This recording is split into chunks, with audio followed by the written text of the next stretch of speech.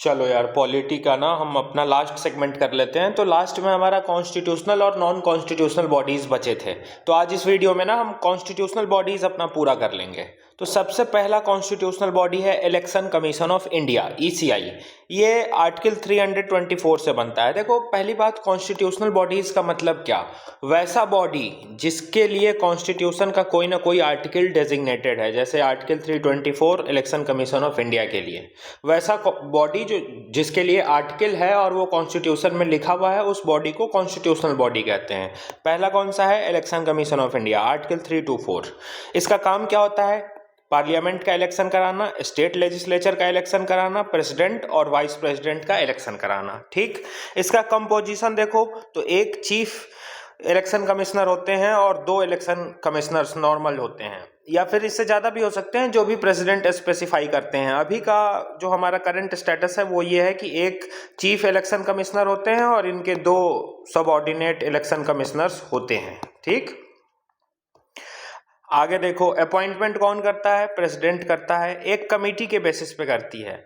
उस कमेटी में prime minister होंगे और एक कैबिनेट मिनिस्टर होगा जिसको प्रधानमंत्री नॉमिनेट कर दे। अब वो cabinet minister Amit Shah home ministry का भी हो सकता है, फाइनेंस मिनिस्ट्री का भी हो सकता है, डिफेंस मिनिस्ट्री का भी हो सकता है, कोई भी हो सकता है जिसको प्राइम मिनिस्टर नॉमिनेट करेंगे।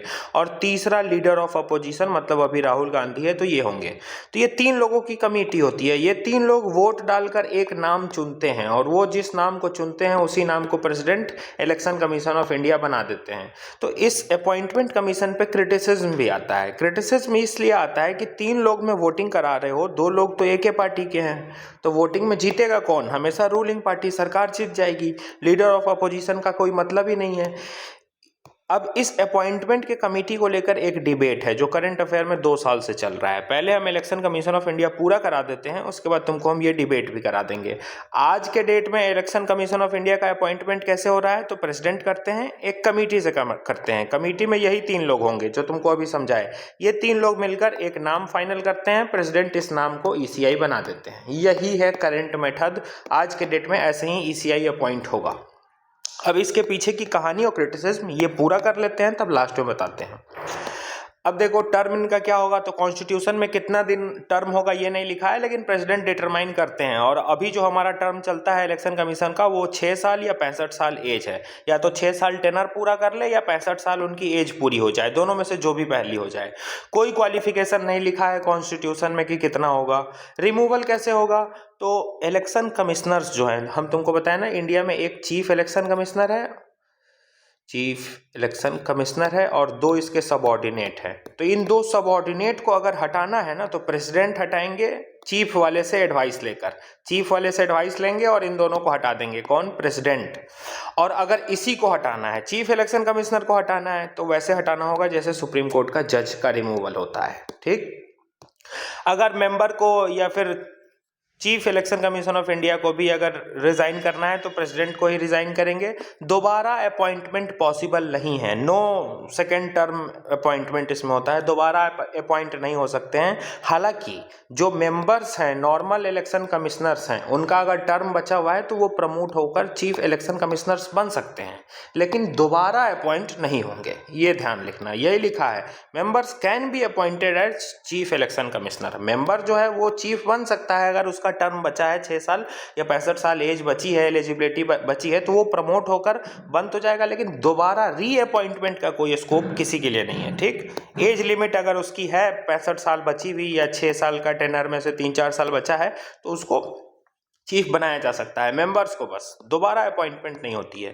कॉन्स्टिट्यूशन इनको डिबार नहीं करता है फर्दर एम्प्लॉयमेंट से। इसका मतलब क्या हुआ कि जब ये रिटायर हो जाएंगे तो भविष्य में कोई दूसरा एम्प्लॉयमेंट कर सकते हैं कि नहीं, तो इसके लिए कॉन्स्टिट्यूशन इनको मना नहीं करता है, डिबार्ड नहीं किया है, मतलब ये कर सकते हैं। ठीक, पावर और अलाउंसेस सारा सुप्रीम कोर्ट के जज के जैसा है। ठीक, अब ध्यान से देखना, ये बेसिक फैक्ट्स जितने जरूरी हैं इलेक्शन कमीशन ऑफ इंडिया के लिए वो तुमको बता दिए। अब जो तुमको हम डिबेट बताए थे अपॉइंटमेंट के रिगार्डिंग, वो क्या है? देखो आज से पहले, इन द सेंस आज से 2-3 साल पहले ना, मतलब जब से हम आज़ाद हुए हैं तब से लेकर अगर हम रिसेंट पास्ट तक देखें तो इलेक्शन कमीशन को कैसे अपॉइंट किया जाएगा, इसके लिए कोई रूल्स रेगुलेशन लॉ ही नहीं था, क्योंकि कॉन्स्टिट्यूशन में कुछ लिखा नहीं है कि कैसे अपॉइंट करना है।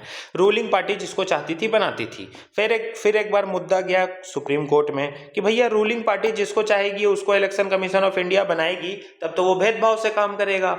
हो सकता है देश का डेमोक्रेसी सही से ना हो, वो रूलिंग पार्टी के को फेवर करे। इलेक्शन ही तो डेमोक्रेसी की पहचान है, वो नहीं मेंटेन होगी तो डेमोक्रेटिक वैल्यू इंपैक्ट होगा। सुप्रीम कोर्ट में पिटीशन गया तो सुप्रीम कोर्ट ने कहा कि हाँ भाई बात तो सही है, इलेक्शन डेमोक्रेसी का पिलर है, इसलिए इलेक्शन कमिश्नर को अपॉइंट होने के लिए हमारे पास रूल होना चाहिए। तो सुप्रीम कोर्ट ने ऑर्डर दिया। क्या ऑर्डर दिया कि जब तक गवर्नमेंट, ध्यान रखना इस वर्ड का एक एक वर्ड ध्यान से सुनना। सुप्रीम कोर्ट ने ऑर्डर क्या दिया कि जब तक गवर्नमेंट कोई नया लॉ, मतलब कोई भी एक लॉ, पुराना तो कोई लॉ था ही नहीं, तो सुप्रीम कोर्ट ने ऑर्डर ये दिया कि जब तक गवर्नमेंट एक लॉ लेकर नहीं आएगी इलेक्शन कमीशन ऑफ इंडिया को अपॉइंट करने के लिए, तब तक जैसे हम, मतलब सुप्रीम कोर्ट जैसे बता रही है वैसे अपॉइंट होंगे इलेक्शन कमीशन ऑफ इंडिया। और सुप्रीम कोर्ट ने क्या बताया था कि कैसे अपॉइंट होगा, तो सुप्रीम कोर्ट ने भी 3 मेंबर की एक कमेटी बनाई थी। इस 3 मेंबर के कमेटी में एक प्राइम मिनिस्टर होगा, एक लीडर ऑफ अपोजिशन मतलब राहुल गांधी होगा, और एक चीफ जस्टिस ऑफ इंडिया होगा। न्यूट्रलिटी आ गई। सुप्रीम कोर्ट ने ये 3 मेंबर की कमेटी बनाई थी कि यही 3 मेंबर अब डिसाइड करेंगे कि कौन बनना चाहिए chief election commission of India, मतलब इलेक्शन कमीशन ऑफ इंडिया कौन बनेगा। सुप्रीम कोर्ट ने क्या ऑर्डर दिया कि गवर्नमेंट जब तक लॉ लेकर नहीं आ रही है तब तक इस तरीके से होगा। याद रखना, गवर्नमेंट जब तक नया लॉ लेकर नहीं आ रही है कि कैसे इलेक्शन कमीशन अपॉइंट होगा, तब तक इलेक्शन कमिश्नर जैसे हम बता रहे हैं वैसे अपॉइंट होगा। और बताया क्या, 3 मेंबर की कमेटी, एक पीएम, एक राहुल गांधी और एक जो भी चीफ जस्टिस ऑफ ये इंडिया होंगे, वो तीनों मिलकर अपॉइंट करेंगे। अब तो गवर्नमेंट का बुद्धि खुला। गवर्नमेंट का अरे तेरी, अब तो हम लोग अपने फेवर का इलेक्शन कमीशन ऑफ इंडिया बिठा नहीं सकते हैं, अब तो 3 लोग आ गए न्यूट्रल एकदम, एक पीएम, एक सीजीआई, एक लीडर ऑफ अपोजिशन, तीनों न्यूट्रल हैं, तो मेरे फेवर का ईसीआई तो अब बनेगा नहीं। तो गवर्नमेंट तुरंत 2023 में इलेक्शन कमीशन एक्ट लेकर आ गई। तुरंत, आज तक नहीं आया था एक्ट, कोई था ही नहीं इलेक्शन कमीशन को अपॉइंट करने का एक्ट। लेकिन जैसे सुप्रीम कोर्ट ने ऑर्डर दिया कि जब तक गवर्नमेंट नया लॉ लेकर नहीं आती है तब तक सीजीआई, पीएम और एलओपी मिलकर अपॉइंटमेंट करेंगे ताकि न्यूट्रलिटी बनी रहे और इलेक्शन फेयर हो। लेकिन गवर्नमेंट ने इसी सुप्रीम कोर्ट के जजमेंट का मिस इंटरप्रिटेशन किया, मतलब miss interpret in the sense, मतलब इसका लॉजिकल इंटरप्रिटेशन किया कि सुप्रीम कोर्ट ने क्या बोला है, जब तक गवर्नमेंट नया लॉ लेकर नहीं आ रही है तभी तक ये कमेटी चलेगी। तो लो, गवर्नमेंट नया लॉ लेकर आ गई। कौन सा लॉ लेकर आई? Election commission act 2023। अब इस एक्ट में प्रोविजन क्या डाल दी? प्रोविज़न डाल दी कि election commission of India appoint होंगे 3 मेंबर के कमेटी से, जिसमें पीएम होंगे, एक मिनिस्टर होगा जिसको पीएम नॉमिनेट करेगा, एक एलओपी होगा, सीजीआई तुम बाहर निकल जाओ।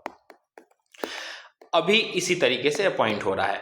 ये मैटर वापस गया सुप्रीम कोर्ट ऑफ इंडिया में कि भैया हम तो आपके पास आए थे इलेक्शन कमीशन के फेयरनेस के लिए, न्यूट्रलिटी के लिए, आप ऑर्डर दिए, एक सेलेक्ट कमेटी बनाए, लेकिन गवर्नमेंट ने ये नया लॉ लाकर आपके ऑर्डर की धज्जी उड़ा दी है। तो ये मैटर अब सुप्रीम कोर्ट में चल रहा है। तो आज के डेट में अपॉइंटमेंट कैसे हो रही है, यहाँ जो तुमको हम बताए ऐसे हो रही है। पूरी कहानी समझ में आ गई। मल्टीपल टाइम करंट अफेयर में डिस्कस किए हैं। ये इस साल का भी न्यूज़ नहीं है, 2024 का भी ये न्यूज़ नहीं है, 2023 से ये न्यूज़ में चल रहा है। देखो, इलेक्शन कमीशन एक्ट 2023 से है, इसलिए 2023 और 2024 के शुरुआत में खूब आया न्यूज़ में, उसके बाद आना बंद हो गया। तो हम अभी तुमको पूरी कहानी बता दिए। जब से भारत आज़ाद हुआ था तब से इलेक्शन कमीशन ऑफ इंडिया को अपॉइंट करने का हमारे पास कोई लॉ नहीं था। यही बात को लेकर गया कोर्ट में सब कि भैया जब कोई लॉ ही नहीं है तो रूलिंग पार्टी जिसको चाहेगी उसको बना देगी इलेक्शन कमीशन ऑफ इंडिया।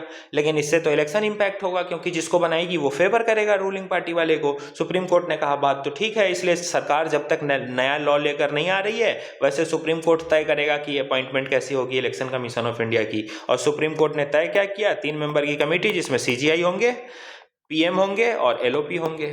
लेकिन ये तभी तक चलेगा जब तक सरकार नया लॉ लेकर नहीं आ रही है। सरकार तुरंत एक दिन के अंदर election commission of India act 2023 लेकर आई थी और इस कमेटी को खत्म किया था कि अब पीएम होंगे, एक मिनिस्टर जिसको पीएम नॉमिनेट किया वो होगा, एलओपी होगा। तो ये दोनों अल्टीमेटली चाहेंगे जिसको वही इलेक्शन कमीशन ऑफ इंडिया बनेगा। बात खत्म, सीधी बात। इलेक्शन कमीशन ऑफ इंडिया खत्म। मेंस का भी डायमेंशन तुमको हम पूरा बता दिया।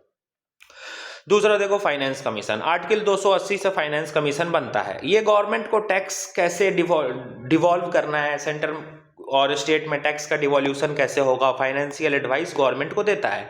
इसमें चेयरपर्सन होते हैं और 4 मेंबर होते हैं। प्रेसिडेंट इनको अपॉइंट करता है और कॉन्स्टिट्यूशन ने अथॉरिटी दी है पार्लियामेंट को कि वो क्वालिफिकेशन डिटरमाइन कर सकता है कि फाइनेंस कमीशन के मेंबर जो होंगे उनका क्वालिफिकेशन क्या होगा। इसीलिए सेंटर ने फाइनेंस कमीशन एक्ट 1951 लेकर आई है और इसके बेसिस, इस एक्ट के बेसिस पे जो मेंबर होते हैं, जो चेयरपर्सन होंगे, वो कौन होगा, जिसके पास पब्लिक अफेयर्स का पूरा एक्सपीरियंस हो, फाइनेंस का पूरा एक्सपीरियंस हो। और बाकी मेंबर्स कौन होंगे, वो जज हो सकते हैं हाई कोर्ट के, या कोई भी और मेंबर हो सकता है जिसके पास स्पेशल नॉलेज हो। हर एक 5 साल में बनाई जाती है या फिर बीच में भी बनाई जा सकती है, अगर प्रेसिडेंट को जरूरत महसूस होगा तो प्रेसिडेंट ही बनाते हैं। ये अपना सारा रिपोर्ट प्रेसिडेंट को सबमिट करती है और प्रेसिडेंट फिर पार्लियामेंट को सबमिट करते हैं, ध्यान रखना।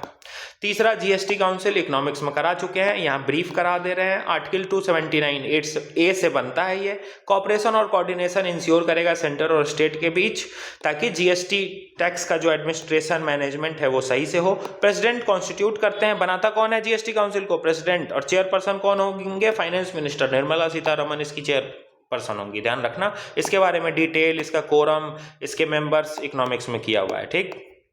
एनसीबीसी देखो, national commission for backward class, ये आर्टिकल 338(b) से बनता है। इसमें भी एक चेयरपर्सन होंगे, एक वाइस चेयरपर्सन होंगे और 3 अलग मेंबर्स होंगे, मतलब 5 मेंबर्स इसके टोटल होते हैं। कौन अपॉइंट करेगा, प्रेसिडेंट अपॉइंट करेगा। इसका टर्म कितना होगा वो भी प्रेसिडेंट तय करते हैं, जनरली अभी 3 साल फॉलो हो रहा है। 1993 में ये एनसीबीसी जो था ना, ये स्टैट्यूटरी बॉडी था। मंडल कमीशन वाला जो केस आया था उससे ये बना था, लेकिन 2018 में 102nd कॉन्स्टिट्यूशनल अमेंडमेंट एक्ट आया। हमने कॉन्स्टिट्यूशन में आर्टिकल 338(b) इंट्रोड्यूस करके इसको कॉन्स्टिट्यूशनल स्टेटस दे दिया। तो ये कॉन्स्टिट्यूशनलाइज कब हुआ है, 2018 102 कॉन्स्टिट्यूशनल अमेंडमेंट एक्ट से। ये भी अपना एनुअल रिपोर्ट प्रेसिडेंट को सबमिट करता है, प्रेसिडेंट जाकर फिर पार्लियामेंट में रखते हैं। इसके पास पावर होती है, इस कमीशन के पास, एनसीबीसी जो कमीशन है ना, national commission for backward class, उसकी पावर होती, उसके पास एक सिविल कोर्ट के जज के बराबर पावर होती है, एक सिविल कोर्ट की पावर होती है, ये ध्यान रखना। अब देखो एक और, ये दो, national commission for schedule caste और national commission for schedule tribes. National commission for schedule caste article 338 से बनता है, national commission for schedule tribes 338(a) से बनता है। बाकी इन दोनों के फीचर सारे सिमिलर होंगे, बस ये एसटी वाला ट्राइब्स के लिए है, एससी वाला कास्ट के लिए है, ठीक।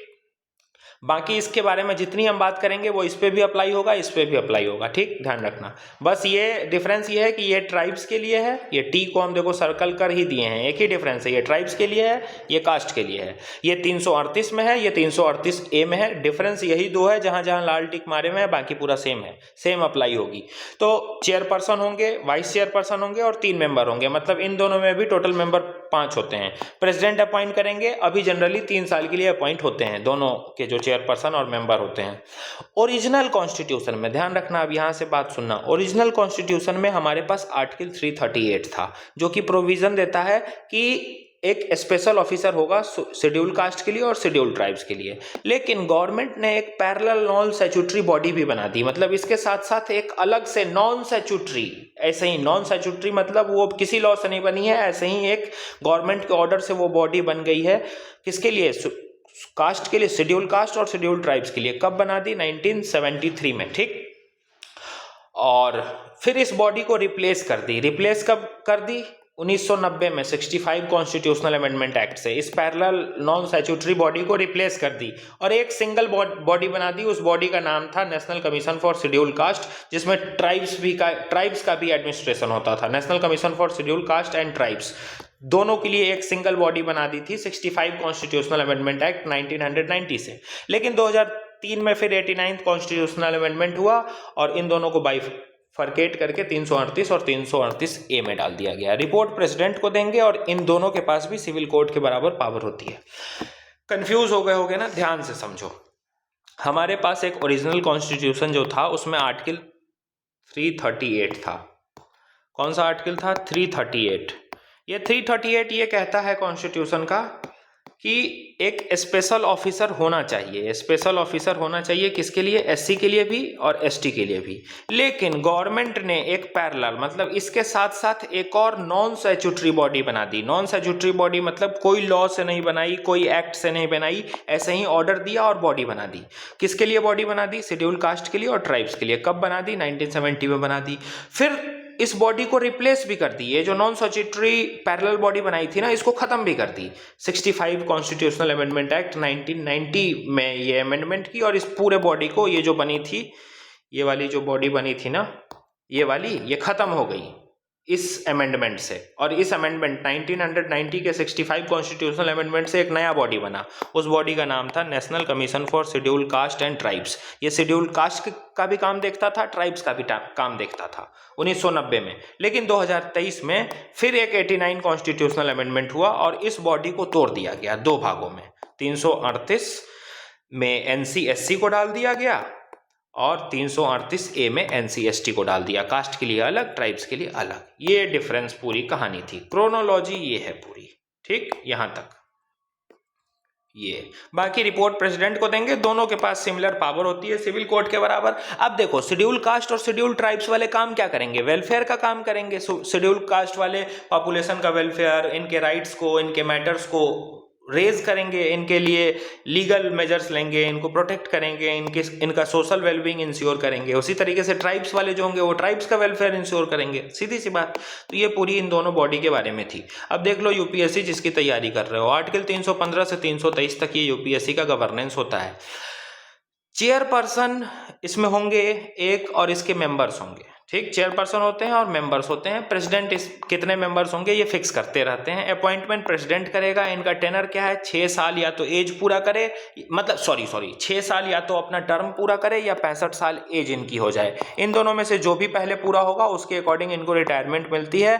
और इनका एलिजिबिलिटी क्राइटेरिया कॉन्स्टिट्यूशन में लिखा है। यूपीएससी के मेंबर और चेयरपर्सन के लिए ये जो एज क्राइटेरिया है ना, ये कॉन्स्टिट्यूशन में लिखा है। तो यूपीएससी में अगर वो स्टेटमेंट बनाए कि 6 साल और 65 एज कॉन्स्टिट्यूशन में लिखा है, ये मेंशन्ड है, ये सही है कि गलत? तो सही है, ये कॉन्स्टिट्यूशन में लिखा है। ध्यान रखना, हम यहाँ पे कहीं नहीं लिखे हैं ना एज पर कॉन्स्टिट्यूशन। यहाँ हम लिखे हैं कि नहीं कि कॉन्स्टिट्यूशन में नहीं लिखा है इलेक्शन कमीशन ऑफ इंडिया के लिए? बताए हैं ना। यहाँ फाइनेंस कमीशन का क्या होगा क्वालिफिकेशन? ये कॉन्स्टिट्यूशन बस पावर देता है पार्लियामेंट को, और पार्लियामेंट इस एक्ट से सारा चीज तय किया है। लेकिन यूपीएससी के लिए कॉन्स्टिट्यूशन में इसका टेनर भी लिखा है और इसका कंडीशन भी लिखा है। कंडीशन क्या लिखा है वो भी बता रहे हैं। टेनर तो समझ में आ गया, 6 साल 65 एज, जो पूरा पहले हो जाएगा उसके अकॉर्डिंग रिटायरमेंट मिलेगी, और ये बात कॉन्स्टिट्यूशन में लिखा है। एक और बात कॉन्स्टिट्यूशन में लिखा है क्या?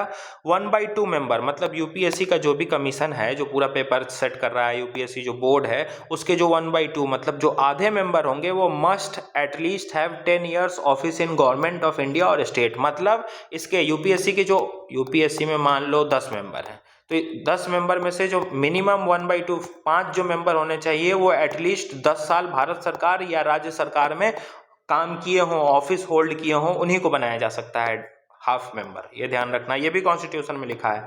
रिमूवल प्रेसिडेंट करेंगे। किस ग्राउंड पे रिमूवल कर सकते हैं? इंसॉल्वेंसी हो जाए, ऑफिस ऑफ प्रॉफिट हो जाए, वो अनफिट हो जाए माइंड बॉडी से। इंसॉल्वेंसी मतलब कंगाल हो जाना, ठीक, या फिर मिसबिहेवियर करते। अब यहाँ मिसबिहेवियर वाले ग्राउंड्स पे एक ट्रैप समझना। मिसबिहेवियर कॉन्स्टिट्यूशन में डायरेक्टली कहीं डिफाइन नहीं है, लेकिन स्पेशली यूपीएससी के लिए आर्टिकल 317 ये बात करता है कि मिसबिहेव क्या होगा। अगर कोई यूपीएससी का मेंबर फिनेंशियल इंटरेस्ट में, गवर्नमेंट कॉन्ट्रैक्ट्स में अपने फायदे निकाल रहा है तो वो मिसबिहेवियर माना जाएगा। ये सिर्फ 317 जो आर्टिकल है ये यूपीएससी और पीएससी के मेंबर्स के लिए मिसबिहेवियर की हल्की सी स्लाइट डेफिनेशन दिया है। मिसबिहेवियर वर्ड होलिस्टिकली कॉन्स्टिट्यूशन में डिफाइन नहीं है, ये ध्यान रखना। अब मिसबिहेव, अब इन तीनों ग्राउंड्स पे हटाना है तब तो प्रेसिडेंट रिमूव कर देंगे, लेकिन मिसबिहेवियर के ग्राउंड्स पे अगर रिमूव करना है तो ये रिमूवल तभी प्रेसिडेंट कर पाएंगे जब इंक्वायरी होगी सुप्रीम कोर्ट में, और इस इंक्वायरी में सुप्रीम कोर्ट जो भी फिर डिसीजन देगा कि हाँ रिमूवल होना चाहिए या रिमूवल नहीं होना चाहिए, वो प्रेसिडेंट पे बाइंडिंग हो जाएगा। सुप्रीम कोर्ट अगर कह दिया हटा दो तो प्रेसिडेंट हटाएंगे, सुप्रीम कोर्ट कह दिया नहीं हटाओ तो प्रेसिडेंट नहीं हटाएंगे। मिसबिहेवियर में। बाकी इंसॉल्वेंसी में कंगाल हो जाएगा वो तो क्लियर दिख रहा है। Office of profit unfit mind पागल ही हो गया तब तो हटेगा ही। मिसबिहेवियर वाला एक्सेप्शन तुमको बता दिए। रेजिग्नेशन किसको देगा? प्रेसिडेंट को देगा। रीअपॉइंटमेंट के लिए एलिजिबल नहीं होते हैं, भविष्य में दोबारा ये कोई भी एम्प्लॉयमेंट नहीं कर सकते हैं। फाइनेंस कमीशन में देखो यहाँ बताए हैं ना, सॉरी इलेक्शन कमीशन में कि वो फ्यूचर में एम्प्लॉयमेंट कर सकते हैं, कॉन्स्टिट्यूशन उनको प्रोहिबिट नहीं कर रहा है, ठीक। लेकिन यूपीएससी वाले को प्रोहिबिट कर रहा है, कोई फर्दर एम्प्लॉयमेंट भविष्य में आप नहीं कर सकते हैं, दोबारा रीअपॉइंट हो ही नहीं सकते हैं। लेकिन मेंबर्स को चेयरपर्सन बनाया जा सकता है। देखो यूपीएससी का एक चेयरपर्सन होगा, बाकी मेंबर्स होंगे, तो मेंबर्स का अगर टर्म और टेनर बचा हुआ है तो वो चेयरपर्सन बन सकते हैं, ठीक, लेकिन दोबारा अपॉइंट नहीं होंगे। रिकमेंडेशन जो भी यूपीएससी देगा वो गवर्नमेंट के ऊपर बाइंडिंग नहीं है। एनुअल रिपोर्ट ये भी प्रेसिडेंट को सबमिट करते हैं, कोई सेकेंड टर्म के लिए एम्प्लॉयमेंट नहीं होती है। अब स्टेट पब्लिक सर्विस कमीशन देख लो, तो state public service commission ditto same चलेगा, जो डिफरेंस है बस बता देते हैं। 315 से 323 ये भी इसी में आता है। इसका अपॉइंटमेंट गवर्नर करते हैं, इसका टर्म बस 6 से 62 एज है, ये भी कॉन्स्टिट्यूशन में लिखा है, ध्यान रखना। ट्रैप यूपीएससी के लिए 6 से 65 है, कॉन्स्टिट्यूशन में लिखा है। स्टेट पब्लिक सर्विस कमीशन के लिए 6 तो है लेकिन 62 है, ये भी कॉन्स्टिट्यूशन में लिखा है, ठीक। अब स्टेट पब्लिक सर्विस वाले को अपॉइंट तो कौन कर रहा है? गवर्नर, लेकिन रिमूव कौन करेगा? प्रेसिडेंट करेगा। और जैसे यूपीएससी के मेंबर का रिमूवल होता है उसी तरीके से स्टेट पब्लिक सर्विस कमीशन वाले मेंबर का भी रिमूवल प्रेसिडेंट ही करेंगे। रिजाइन ये गवर्नर को कर सकता है, चेयरपर्सन दोबारा अपॉइंट नहीं हो सकता है। लेकिन हालांकि जो स्टेट पब्लिक सर्विस कमीशन का चेयरपर्सन होगा ना, वो यूपीएससी का चेयरपर्सन बन सकता है अगर उसकी टर्म और टेनर बची है तो, या फिर जो चेयरपर्सन होगा वो किसी और स्टेट पब्लिक सर्विस कमीशन का चेयरपर्सन बन सकता है, लेकिन दोबारा अपॉइंटमेंट में नहीं आएगा, ठीक, ये ध्यान रखना। अगला देखो special officer for linguistic minorities, ये आर्टिकल हमारा 350B से बनता है। इसका काम क्या होता है? ये इन्वेस्टिगेट करता है मैटर का और उन सारे ग्रीवांसेस को सॉल्व करता है और उन सारे नॉन इम्प्लीमेंटेशन को देखता है जो भी लिंग्विस्टिक माइनॉरिटीज़ के सेफगार्ड को पूरा करने में दिक्कत कर रहे हैं। देखो हमारे यहाँ माइनॉरिटीज़ अलग अलग हैं, शेड्यूल कास्ट, ट्राइब्स हैं, अलग अलग की बेसिस पे। उसी तरीके से लैंग्वेज लिंग्विस्टिक माइनॉरिटी भी तो हैं बहुत सारे, जैसे कि हमारे पारसी, ये अलग अलग भाषा वाला जो है ना, जैसे कि हम रिलीजियस माइनॉरिटी की बात करते हैं कि पारसी रिलीजियस माइनॉरिटी में, उसी तरीके से लिंग्विस्टिक भाषा के आधार पे, लैंग्वेज के आधार पे जो माइनॉरिटी है ना, उसके इंटरेस्ट के प्रोटेक्शन के लिए ये special officer for linguistic minorities बनाया जाता है 350B से। और इसका भी अपॉइंटमेंट प्रेसिडेंट करेंगे। मिनिस्ट्री ऑफ माइनॉरिटीज अफेयर के अंडर ये काम करती है। ओरिजिनल कॉन्स्टिट्यूशन में नहीं थी। 7th कॉन्स्टिट्यूशनल अमेंडमेंट एक्ट 1956 जिससे स्टेट रीऑर्गेनाइजेशन हुआ था, इससे इसको हमने इंट्रोड्यूस किया था। कैग देखो, आर्टिकल 148 से कैग बनता है। ये पूरा ऑडिट और अकाउंट डिपार्टमेंट का हेड होता है, प्रेसिडेंट अपॉइंट करते हैं और इसका सारा रेगुलेशन CAG एक्ट 1971 से होता है। एज इसका 6 से 65, यही इसका टेनर है। एजेंट ऑफ पार्लियामेंट भी इसको कहते हैं। ये कंसोलिडेटेड फंड ऑफ इंडिया का पूरा ऑडिट करता है, कंसोलिडेटेड फंड ऑफ स्टेट का पूरा ऑडिट करता है। कोई भी डिपार्टमेंट का ऑडिट है तो ये करता है, अलग अलग ऑडिट कंडक्ट करता है। रिमूवल कैसे होगा? तो जैसे सुप्रीम कोर्ट के जज का रिमूवल होता है वैसे ही इनका रिमूवल होगा। रिजाइन किसको करेंगे? प्रेसिडेंट को करेंगे। दोबारा भविष्य में एम्प्लॉयमेंट नहीं कर सकते हैं। रिपोर्ट प्रेसिडेंट को देते हैं, प्रेसिडेंट पार्लियामेंट में रखते हैं और पार्लियामेंट में जो रिपोर्ट रखाया वो फिर पब्लिक अकाउंट कमेटी स्क्रूटनाइज करने के लिए ले जाती है। पूरी कहानी सुना दी है। अटॉर्नी जनरल देखो, ये हाईएस्ट लीगल लॉ ऑफिसर होता है कंट्री का, आर्टिकल 76 से बनता है। प्रेसिडेंट अपॉइंट करते हैं, प्लेजर ऑफ प्रेसिडेंट पे ही काम करता है। सारा इसका टर्म कितना होगा प्रेसिडेंट डिटरमाइन करते हैं। अपॉइंट होने के लिए क्वालिफिकेशन क्या? तो क्वालिफिकेशन सुप्रीम कोर्ट के जज बनने लायक ये होना चाहिए। इसको अधिकार क्या क्या मिलते हैं?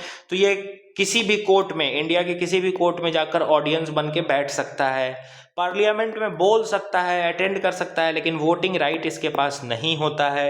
ये गवर्नमेंट का फुल टाइम काउंसलर नहीं है, इसीलिए कॉन्स्टिट्यूशन इसको भी डिबार्ड नहीं कर रहा है प्राइवेट प्रैक्टिस से। ये प्राइवेट प्रैक्टिस कर सकता है, ठीक। चलो आगे देखो, लास्ट एडवोकेट जनरल स्टेट का देख लो। तो ये स्टेट का हाईएस्ट लॉ ऑफिसर होगा, 165 से बनेगा। गवर्नर अपॉइंट करते हैं, प्लेजर ऑफ गवर्नर पे रहेगा। और इसकी क्वालिफिकेशन क्या है? तो ये हाई कोर्ट का जज बनने लायक होना चाहिए। रिजाइन गवर्नर को करेगा। ये भी स्टेट लेजिस्लेचर, ये सुप्रीम कोर्ट नहीं है, ये स्टेट लेजिस्लेचर के प्रीसीडिंग में बैठ सकता है लेकिन वोट नहीं कर सकता है। ये भी फुल टाइम मेंबर नहीं है स्टेट गवर्नमेंट का और इसको भी प्राइवेट प्रैक्टिस करने से रोका नहीं जा सकता है, ये कर सकता है। We are done with constitutional bodies. कुछ छूटा हो तो बताना। यही थे सारे कॉन्स्टिट्यूशनल बॉडीज़। अब एक वीडियो बनाकर नॉन कॉन्स्टिट्यूशनल बॉडीज़ करेंगे, पॉलिटी खत्म।